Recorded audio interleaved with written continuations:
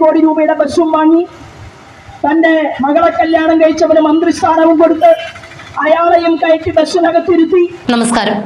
Karuvannur bank തട്ടിപ്പിൽ AC Moideen മാത്രമല്ല ഇപ്പോഴത്തെ മന്ത്രി കെ രാധാകൃഷ്ണനും പങ്കുണ്ട് എന്ന് BJP നേതാവും സംസ്ഥാന വൈസ് പ്രസിഡന്റുമായ ശോഭ സുരേന്ദ്രൻ. സ്ത്രീശക്തി മോദിക്കൊപ്പം എന്ന മുദ്രാവാക്യവുമായി തൃശൂരിൽ നടക്കുന്ന മഹിളാ സമ്മേളനത്തിന്റെ ഭാഗമായി ചേലക്കരയിൽ നടന്ന വാഹന പ്രചരണ യാത്രയുടെ സമാപന സമ്മേളനം ഉദ്ഘാടനം ചെയ്യുകയായിരുന്നു ശോഭാജി.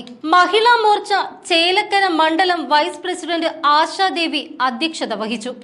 മഹിളാ മോർച്ച സംസ്ഥാന വൈസ് പ്രസിഡന്റ് വിനീത ഹരിഹരൻ, സെക്രട്ടറിമാരായ സ്മിത മേനോൻ, ശ്രീവിദ്യ, ട്രഷറർ സത്യലക്ഷ്മി, BJP മണ്ഡലം president PS Kannan, general secretary VP Prakashan, area president PK Aneesh തുടങ്ങിയവർ പങ്കെടുത്തു.